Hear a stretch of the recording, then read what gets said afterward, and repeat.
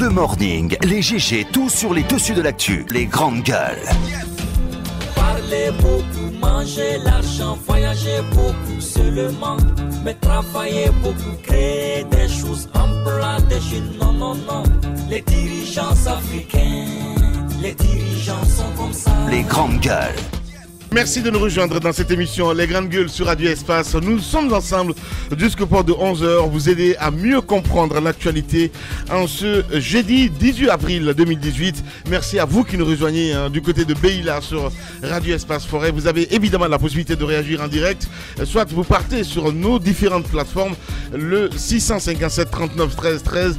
Sinon ça se passe évidemment aussi sur Twitter, le hashtag EspaceGG. Sinon tout simplement vous partez sur nos différentes plateformes, évidemment, les moyens habituels. Merci encore à vous, à l'international, avec toute l'équipe ce matin. Ahmed Camara, bonjour Ahmed. Bonjour Lamine. Bonjour. Mon cher Bantanko, bonjour. Oui, bonjour Lamine. Voilà, on s'intéresse évidemment à l'actualité. On parle de gouvernance. Je pense que déjà qu'on a déjà débattu lundi dernier dans cette émission. L'État fonctionne-t-il en Guinée? Cette question ce matin. Ben écoutez, la question mérite d'être posée. Ouais. Après ce qui s'est même passé hier nuit du côté de Kobaya, oui, Lambaye, tout ça, ouais. je pense que la question mérite d'être posée. Mais avant d'abord, c'est que on a quand même dans une république, hier on avait un syndicaliste dans ce studio, un des leaders, qui nous disait que l'État est capable de payer les 8 millions qu'il réclame, même si de toutes les façons il y aura une négociation. Bon, ils vont sur un certain nombre d'aspects, notamment les recettes au niveau des douanes, les recettes au niveau des impôts. Bon, c'est vrai que ça pourrait se comprendre, mais même si forcément on n'était pas d'accord, étant donné que le pays aussi faisait des investissements. Effectivement. Donc au-delà de cela, mais il y a plein de choses qui se passent aussi. On se pose des questions vraiment, mais comment l'État fonctionne? Les grandes gueules. Mais c'était l'intifada totale du côté de la banlieue. De la banlieue. Ouais. Ce n'est pas normal ce qui se passe. Je suis d'accord que pour l'instant, l'État ne maîtrise pas tout ce qui est forcément question énergétique. Donc il y a un tour à tour qui s'est installé. Mais je pense que la meilleure des façons, c'est de faire de façon équitable. Mais quand des personnes se sentent lésées, je pense que ça les amène, même si nous condamnons cette forme de violence, où il fallait quand même jeter des pierres, où on pouvait aussi entendre des coups de feu, où on s'attaquait à des véhicules. Je ne suis pas d'accord avec cette forme de manifestation. Mais comme on le dit, des personnes dociles, il faut éviter de les amener à la majorité silencieuse. La majorité, voilà, le président lui-même. Oui. Cette majorité silencieuse, quand elle se réveille, ça devient dangereux. Et c'est ce qui s'est passé de ce côté, parce que c'est un quartier qu'on estime calme, même quand il y a parfois des manifestations ou bien pour des questions d'énergie, c'est un quartier qui ne parle pas. Mais il y a une semaine, pratiquement, ils n'ont pas d'énergie. Quand le courant vient, c'est pour 30 minutes et c'est partir. Et encore, ce qui a encore irrité les populations, pendant que les gens sont en train de manifester, le courant est venu. Et quand il est venu, il a fait finalement 20 minutes et il est reparti. Donc c'est comme si on avait mis du pétrole et du feu ensuite. Je pense que ça ne peut pas marcher comme ça. Je suis d'accord. C'est vrai qu'il n'y en a pas, mais je pense que le partage doit être rationnel pour permettre à chacun de pouvoir en bénéficier du peu qui existe. Justement. Mais quand on ne partage pas de la sorte, je pense qu'au-delà du ministre qui voulait se faire attaquer parce que les populations ont voulu en découdre avec le ministre de l'énergie. Ah, ok. Le ministre de l'énergie. Donc il y a des populations paisibles qui en ont souffert totalement hier. Donc je pense que ce n'est pas normal. Et on l'a toujours dit, un ministre c'est un manager. C'est un manager, il a le droit de savoir ce qui se passe dans la ville, comment la distribution même se fait, étant donné que nous sommes aussi en crise. Et il ne faut pas oublier que c'est la période d'étiage aussi. Tout ça, nous le savons. Mais il y a des quartiers qui en bénéficient. D'autres aussi devront en bénéficier. S'il y a des problèmes, vous expliquez, je pense que ce ne sont pas des animaux, ils pourront comprendre. Je suis d'accord, je suis parfaitement d'accord avec toi, mais partout, si on met la politique, ça devient assez complexe. C'est clair. Le problème est là, en fait. Ce ministre Talibé, je ne sais pas d'où il vient, mais je pense qu'il a un gros souci. Parce qu'il a communiqué une fois sur cette antenne. Vous vous souvenez mais ça, c'était la catastrophe. Voilà, donc ça serait la catastrophe.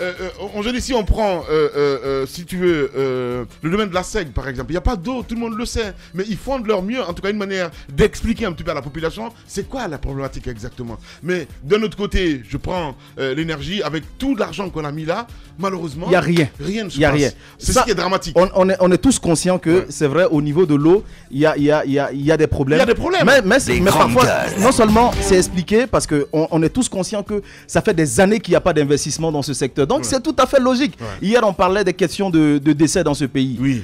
Mais écoutez, si vous ne savez pas dans votre pays combien de personnes meurent chaque année, et qu'il y a des enterrements clandestins en longueur de journée, ben comment pouvez-vous prévoir ce genre de déficit? Vous ne pouvez pas prévoir.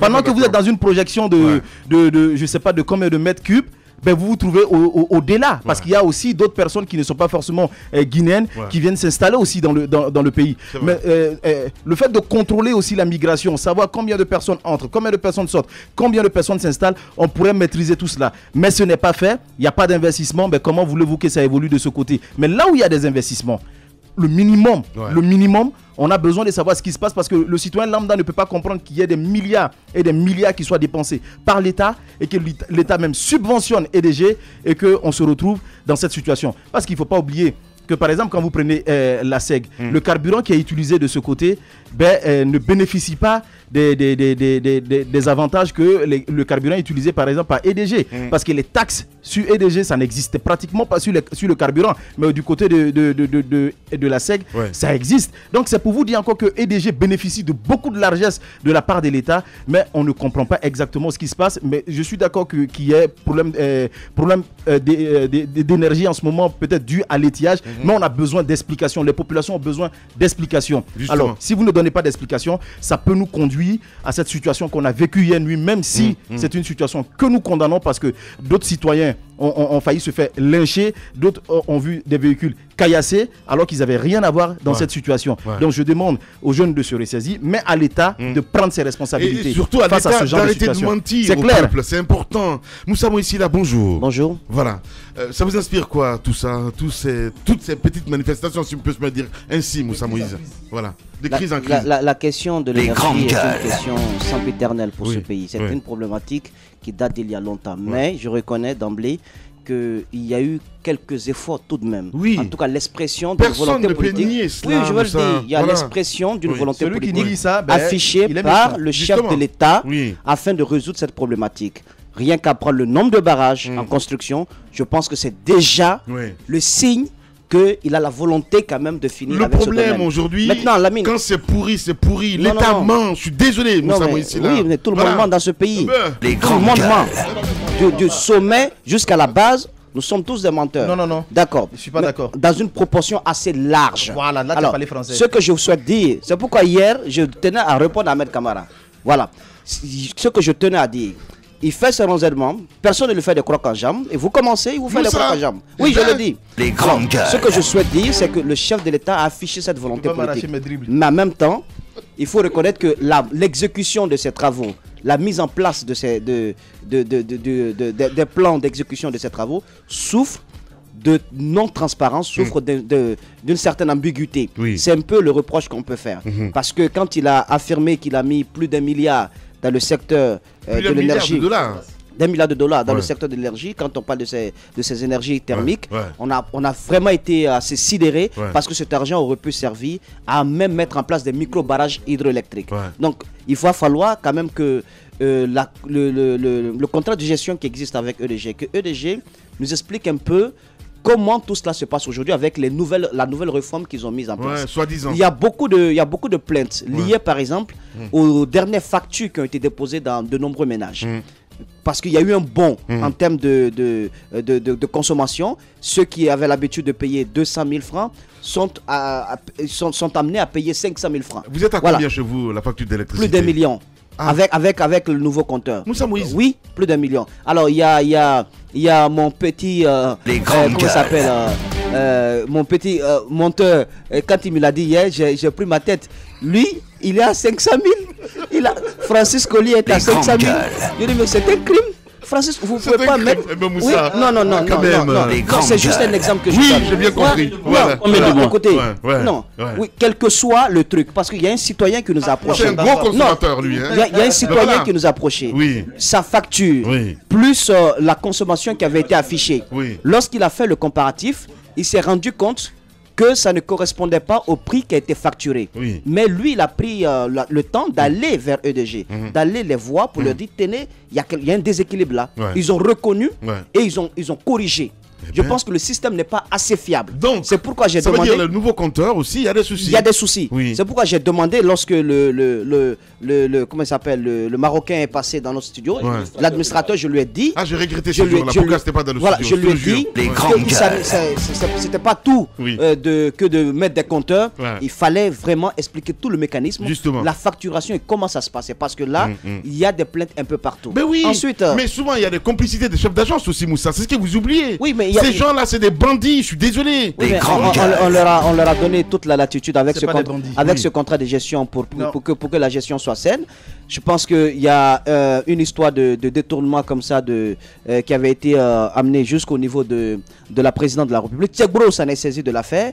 Beaucoup de responsables de DG ont fait le tour dans le bureau de Tchèque-Bro. Parce que là, c'est lui qui conteste. Beaucoup de responsables de DG ont fait le tour dans le bureau de Tchèque-Bro, y compris même l'administrateur qui a été pour donner des explications par rapport à certaines déperditions qui avaient été signalées au niveau de EDG. Mais je veux dire quoi?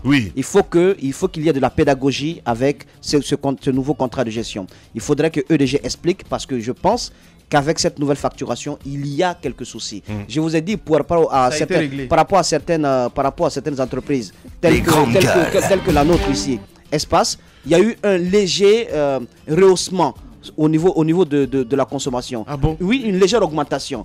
J'ai dit à l'administrateur que ça n'avait pas communiqué assez là-dessus et que ça passait comme une sorte de forcing là-dessus. Alors, mais en même temps, il faut reconnaître, autant les citoyens se plaignent du manque d'eau, autant ils se plaignent du manque de courant électrique. Non, mais je suis d'accord. Je vous le dis clairement. Je parle un petit peu du contexte, en fait.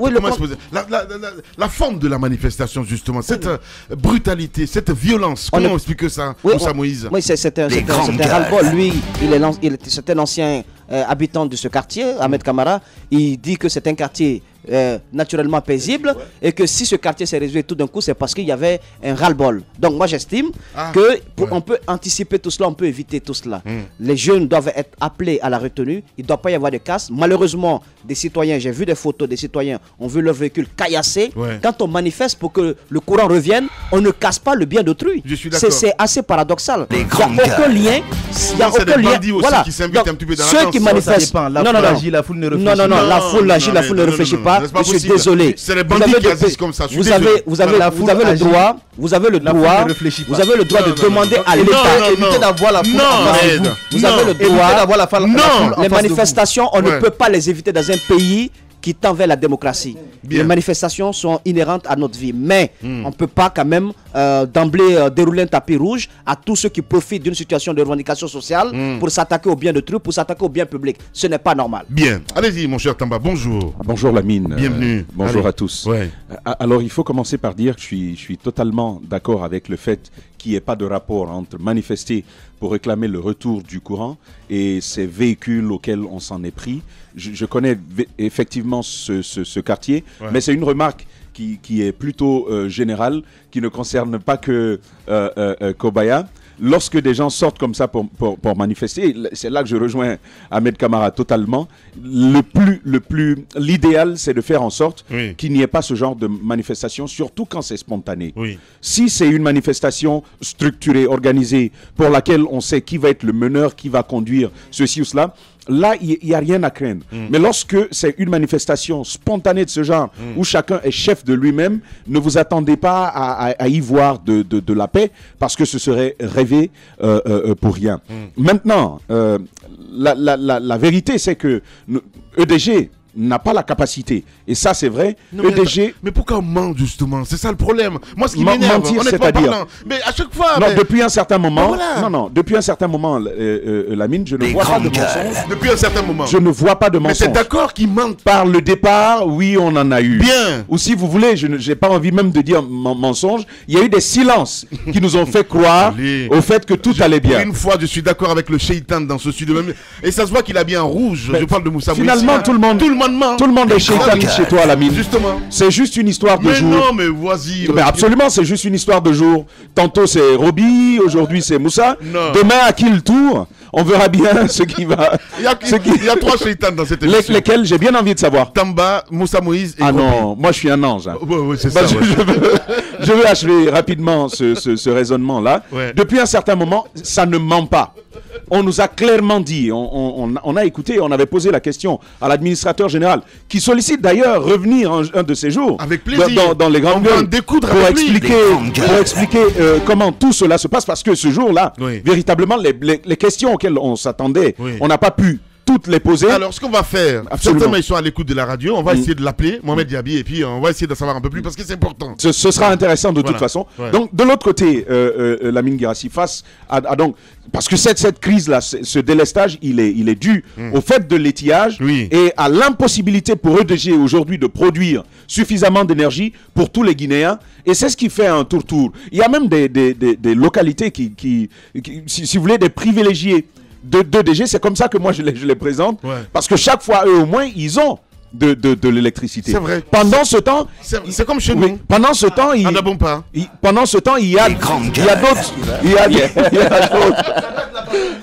Alors, il y a donc pendant ce temps d'autres aires géographiques de la capitale qui souffrent la chaleur. Il faut bien comprendre à un certain moment de sortir. L'information que j'ai eue ce matin par rapport à cette crise-là, c'est que EDG donc a déployé un groupe, on m'a dit un groupe ambulant.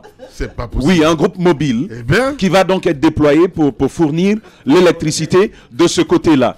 Comme quoi, il faut sortir, s'en prendre au bien des paisibles populations pour enfin susciter l'action, susciter une réponse qui vaille. On n'anticipe pas suffisamment et malheureusement, c'est ce qui risque de nous suivre même avec ce cas de l'énergie et qui sait pour d'autres services sociaux. Tamba, oui. Bien, allez-y. Oui, avant de parler donc du sujet exactement, je vais dire que Ahmed, on doit lui donner raison. La foule ne réfléchit pas.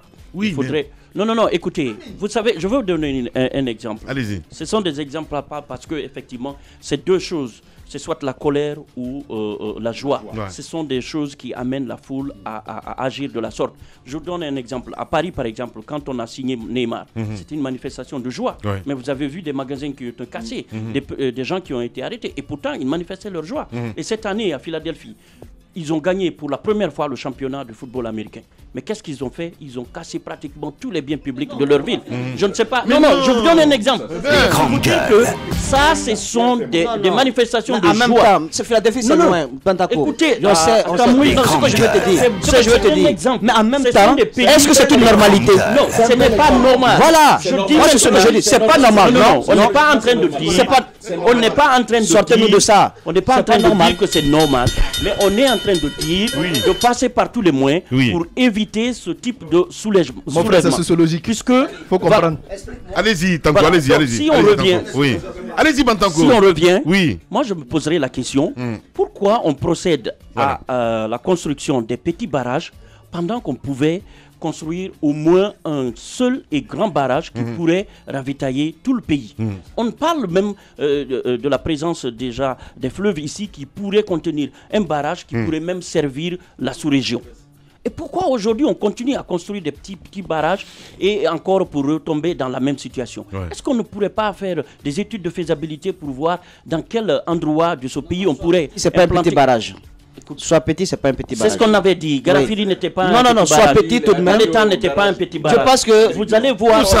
Derrière lui, il y a eu certains peut-être. Oui, c'est ce que je dis. Voilà. Mais moi, je me pose la question. Il y a eu certains barrages qui ont poussé. Mais soit petit couplé à Kaleta plus Amaria, oui, c'est très facile. Voilà. C'est très facile. C'est très facile, effectivement. Oui. On attend de voir, puisque les mêmes expressions ont été employées pour parler de Kaleta, pour parler de Garafiri, on se souvient. Donc moi, je me demande alors pourquoi on ne procède pas à tout ceci, ou alors changer de type d'énergie, c'est-à-dire quitter l'hydraulique, essayer de voir dans les pays voisins comment ils ont réussi. Par exemple, le Sénégal. Oui. Comment le Sénégal a réussi? Le président de l'UFR a fait une belle proposition dans cette émission. Parce que moi, j'accuse les techniciens qui font des propositions, qui font des études et qui ne proposent jamais de voir est-ce qu'il y a une possibilité de changer donc le type d'énergie que nous utilisons. Non, parce que c'est cela aussi. Oui, non. Tais-toi s'il te plaît, mon grand. Non, mais quand même. Voilà. Non. Le problème c'est quoi? Ce ne sont pas les techniciens. Non. Moi, je parle de ceux qui ne font pas de propositions. Parce que les techniciens, quand ils font... Bantanko, il y a des propositions. Il y a des propositions. Quand vous fouillez dans leur tiroir, il y a des propositions. Je vous donne un exemple bien simple. Mais laisse-le finir. Non, celui de l'assainissement. Non, je ne veux pas qu'il se gourre trop loin. Non, mais c'est pas... Non, absolument. Alors, ce qu'il y a, Lamine Guirassy, sur l'assainissement, il y a des propositions viables. Mais il s'agit à la fin d'une décision politique qui doivent accompagner. La proposition d'un barrage hydroélectrique qui pourrait nous fournir non seulement la Guinée, le courant. Un barrage hydroélectrique. Oui. Il y a déjà Amaria qui est en cours de construction. Il y a Swapiti qui est en cours de construction. Oui. Et oui, ça, ce sont des faits. Maintenant, quand tu as changé le type d'énergie là-dessus, il y a également des réflexions qui sont en cours. Mais le problème, non. Il s'agit d'une grande décision qui n'incombe pas qu'à un technicien.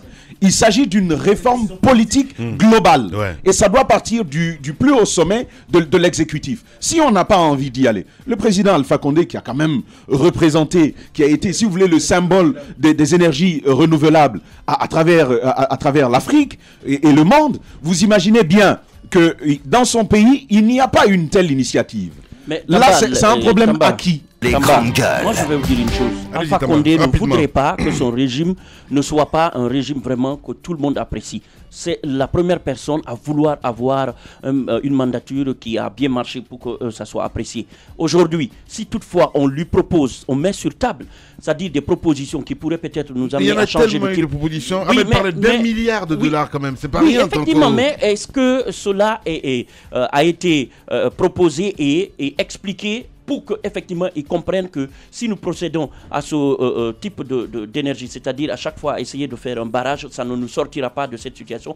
Est-ce que il y a eu une communication saine autour de cela pour comprendre effectivement que si l'État veut sortir donc la Guinée de cette obscurité, il y a déjà une proposition sur table qui pourrait amener tout le monde à avoir le courant sans qu'il n'y ait... Parce que c'est ça aussi. Et même dans la gestion, on a parlé donc de la facturation. Moussa qui se plaint d'1 million. Oui, c'est trop, mais il faut dire que le courant coûte cher. Ça, c'est partout. Mais le problème n'est pas à ce niveau. C'est quand vous payez et vous ne l'êtes pas servi. C'est surtout ça aussi le problème en Guinée. Sinon, si vous savez que vous consommez, parce qu'il y a des appareils qui consomment beaucoup le courant, si vous avez tous ces appareils-là, vous devez en conséquence payer votre facture. Vous n'allez pas vous plaindre. Mais si on a la concurrence aussi, s'il y a des sociétés aujourd'hui par lesquelles on passe pour ravitailler les gens, vous pensez effectivement, si cette société ne vous donne pas un bon service, vous vous tournez vers une autre société. Comme ça, cette concurrence amènera... Je comprends. Voilà. Je comprends très bien. Abessila aussi avait fait cette proposition ici, dans les studios de la radio Espace. Vous êtes chez les GG. Véritable success story de la radio Espace Guinée, les grandes gueules, détentrices des meilleurs scores radio en Guinée, de la meilleure émission talk show, a donné le créneau horaire du départ au bureau et du retour à la maison, récoltant depuis des années consécutives le titre d'émission la plus écoutée en Guinée, toutes catégories confondues.